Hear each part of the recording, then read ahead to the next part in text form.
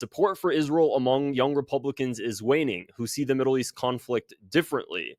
A Washington Post article recently came out that's been making headlines. Here it is right over here. Young Republicans are fueling the GOP's generational divide on Israel. To be America first, the stars and stripes must come before the stars of David, said one 20-year-old Republican.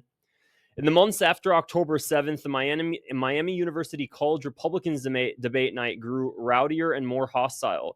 Disagreement was expected and encouraged among the Ohio's college 120-member conservative, but this time a small yet forceful faction refused to support many members' position that the United States should financially and militarily back Israel's war in Gaza. Stalwart support for Israel has been a cornerstone of GOP politics in recent decades. You might remember that Netanyahu even called President Trump, quote, the greatest friend that Israel has ever had in the White House. That's a lie, because the greatest friend that Israel ever had in the White House was actually Lyndon B. Johnson. While John F. Kennedy was trying to stop Israel from developing nuclear weapons, he gets assassinated, and all of a sudden, Lyndon B. Johnson reverses all of those policies. The Mossad actually called Lyndon B. Johnson the greatest friend that Israel has ever had. But anyways, separate from all of that, what's really interesting here is that Pew Research Center conducted a study, and they asked Republicans and Democrats their views on Israel. And young Republican views especially, has had a dramatic change. Let's take a look here. Here it is. Negative views of Israel have risen in the U.S. From 2022, 42% of U.S. adults had a negative view of Israel. That number has risen to 53%. Among Republicans, it went from 27% to 37%. That's a pretty large number. When you look at the breakdown here, between the ages of 18 to 49, Republicans that have an unfavorable view of Israel has risen from 35% to 50%. Among those the ages of over 50, that number stays very, very much so the same, from 19% to 23%. Among Democrats, there was a huge change in support for Israel. The vast majority of Democrats now, among all age ranges, have now a negative perception of Israel, from 66 to 71%. So a major, major change here. But what's most worrisome from Israel's standpoint is the young Republican support for Israel, because initially Israel had a very bipartisan support in Congress. It still does when it comes to U.S. policy making. Don't worry, both the left and right are bought out by AIPAC and the Israeli lobby in general. However, public perception is changing.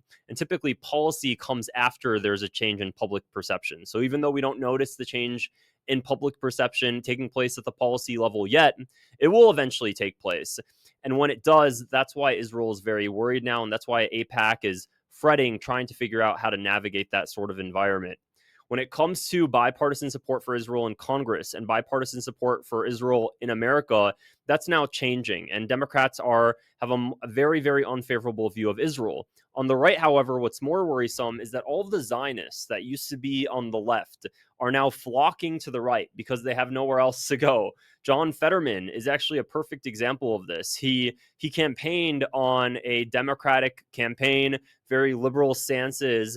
And what you've been seeing recently is he's been voting with Republicans on basically every major bill that comes in support of Israel. He's always supporting Republicans and pushing that bill forward.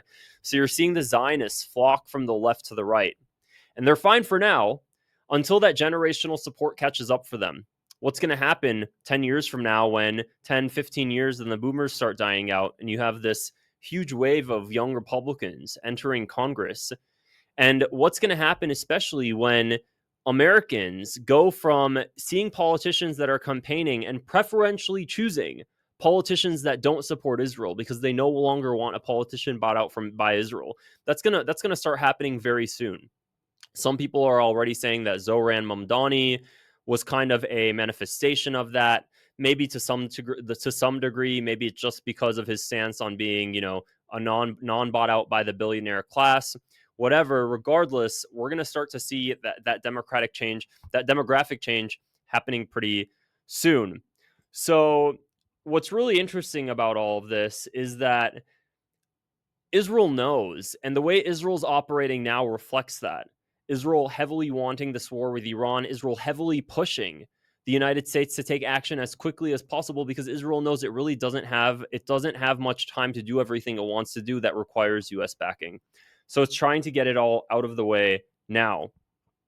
There was a lot of really interesting headlines recently. I'm going to show you actually some tweets as well that I think are pretty funny that sum this up. Israel first versus America first. If you don't know Thomas Massie, you have to. He's Congressman Thomas Massie's awesome. He is in Kentucky and everybody loves him, and he's very much so an American patriot. He's one of the Republicans that actually had the sign outside of his door that says, "Do not enter if you represent a foreign lobby."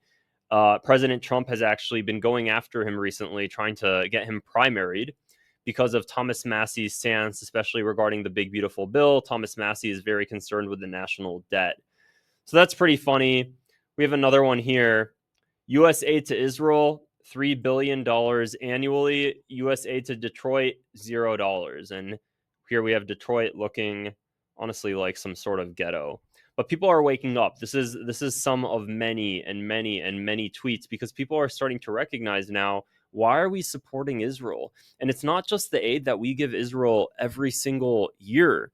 It's the fact that we've been fighting Israel's wars in the Middle East, which is actually much more worrisome, considering that how much did the war in Iraq cost America? $4 trillion. The refugee crisis, the amount of Iraqis that were killed. And then when it comes to America's foreign policy in the Middle East, overthrowing Syria, the United States backing the rebels, all of Middle East foreign policy has been hijacked by Israeli interests. Every single aspect of Middle East foreign policy has been hijacked by Israeli interests. And the young are beginning to recognize that now. They're seeing what's happening with Iran, and they're starting to recognize, oh, wait, this sounds like weapons of mass destruction round 2. It sounds like Bush propaganda. And people are starting to recognize it. So we're going to see how things continue to unfold. If you want to stay up to date on more news from me, make sure to click the subscribe button below, and I'll see you guys in the next video. Bye.